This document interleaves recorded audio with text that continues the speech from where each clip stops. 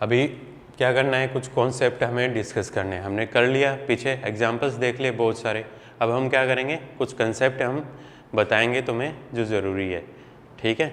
तो अब composite functions पढ़ा होगा, ठीक है, या फिर पढ़ोगे आगे। तो क्या होता है, एफ ऑफ जी होता है और दूसरा क्या होता है, जी ऑफ एफ होता है, ठीक है। ये होता है कंपोजिट फंक्शन होते हैं दोनों, ठीक है, एफ ऑफ जी और जी ऑफ एक्स। इसको क्या लिखते हैं, एफ ऑफ जी एक्स लिखते हैं, इसको क्या लिखते हैं, जी ऑफ एफ एक्स, ठीक है।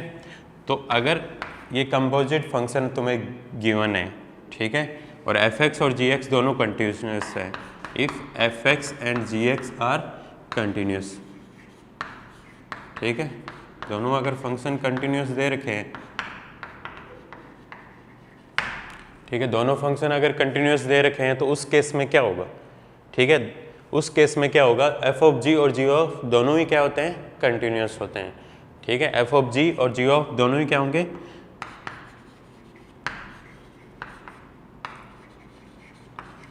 F of g are continuous, okay, दोनों क्या होंगे, कंटिन्यूस होंगे। अगर एफ एक्स और जी एक्स दोनों कंटिन्यूस हैं तो जी ऑफ एफ एक्स और एफ ऑफ जी और क्या होंगे, कंटिन्यूस होंगे, ओके।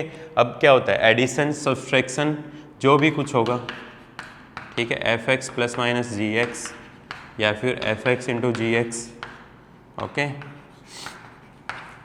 तो एफ एक्स इंटू जी एक्स होगा, ये भी क्या होगा, कंटिन्यूस, और ये भी क्या हो जाएगा, कंटिन्यूस हो जाएगा। अगर कंडीशन क्या दे रखी है हमें कि एफ एक्स और जी एक्स क्या है, दोनों ही फंक्शन क्या है, कंटिन्यूस। जैसे कोई भी एग्जांपल ले लेते हैं, cos x plus x square, ठीक है, cos x plus x square example ले लिया। अब कोस एक्स भी क्या होता है, कंटिन्यूस होता है at every point on R. X square polynomial function है तो क्या होगा, कंटिन्यूस होगा, जो हमने फर्स्ट क्लास में मैंने बताया था।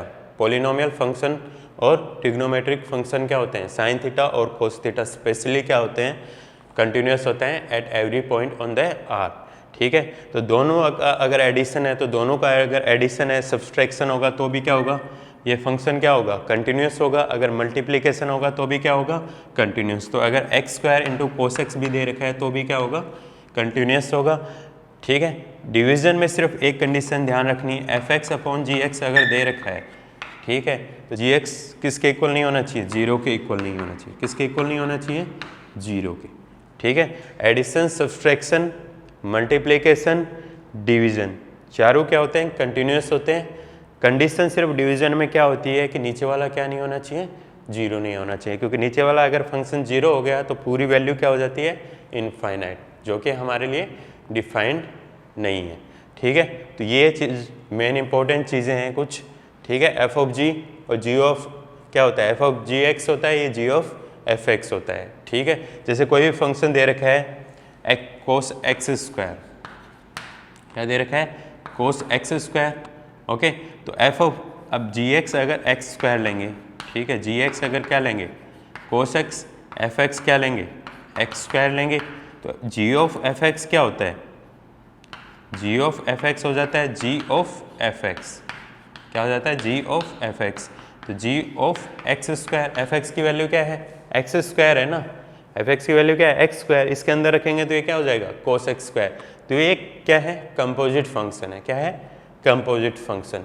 समझ में आ गया, किसका, G of F X, okay, G of F X क्या हो जाएगा, जी एक्स स्क्वायर, और यहाँ से क्या हो जाएगा, कोस एक्स स्क्वायर।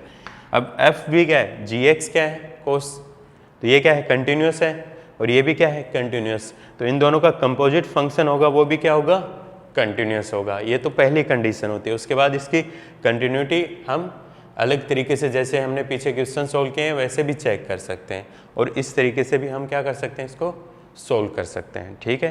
तुम्हारी जो भी इच्छा है, तुम्हें जो भी मेथड यूज़ करना है तुम यूज़ कर सकते हो, ठीक है। अगर 2 मार्क्स का क्वेश्चन आ रहा है तो हमें क्या करना है, यही प्रूव करना है, ठीक है। It will be easier, okay, it will be easier to solve then do the whole process, ठीक है।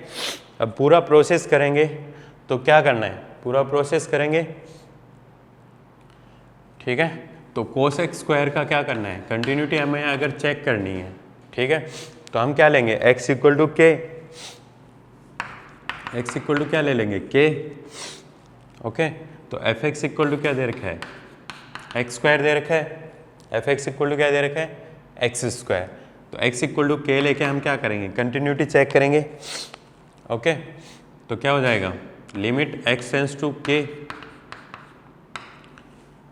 कोस एक्स स्क्वायर इक्वल टू क्या हो जाएगा, कोस के स्क्वायर, और वैल्यू ऑफ फंक्शन भी क्या होगी, कोस के स्क्वायर। तो लिमिट इक्वल टू क्या हो जाएगा, वैल्यू ऑफ फंक्शन। तो फंक्शन क्या हो जाएगा, कंटिन्यूस, के बिलोंग्स टू आर, कोई भी रियल नंबर है, ठीक है। तो कोस के स्क्वायर इक्वल टू कोस के स्क्वायर हो जाएगा, ठीक है। तो फंक्शन की वैल्यू और लिमिट दोनों इक्वल हो जाएंगे, तो फंक्शन क्या हो जाएगा, कंटिन्यूस। क्या हो जाएगा, फंक्शन कंटिन्यूस हो जाएगा, ठीक है। जैसे साइन थीटा का चेक करना है हमें, साइन एक्स का चेक करना है, ठीक है, जैसे हमने पिछली क्लास में डिस्कस किया था। ओके, 11th में जब हम निकाल रहे थे लिमिट वगैरह, ठीक है, तो कैसे निकालते थे, limit x tends to x equal to k, तो एफ एक्स इक्वल टू क्या लिया हमने, साइन एक्स। ओके, तो दोनों लिमिट निकालनी पड़ती थी हमें, ठीक है। तो उस केस में हम क्या करते थे, लिमिट एक्स टेंस टू के माइनस, ओके, उसमें क्या करते थे एफ एक्स, और लिमिट एच टेंस टू 0, तो ये क्या हो जाता था, एफ के माइनस एच, क्या हो जाता था, एफ के माइनस एच हो जाता था। तो वैसे ही अगर लिमिट निकालेंगे इसकी, तो limit x tends to 0 sine के माइनस एच, ओके, और साइन ए माइनस बी का फॉर्मूला क्या होता है, 11th क्लास में पढ़ा होगा, साइन ए माइनस बी का फॉर्मूला क्या होता है, साइन ए माइनस बी का फॉर्मूला होता है sine A cos B minus sine cos A sine B, okay, sine A cos B minus cos A sine B, okay. यहाँ पे value रखेंगे हम, एच टेंस टू 0 है ये, एक्स टेंस टू 0 नहीं है, ठीक है।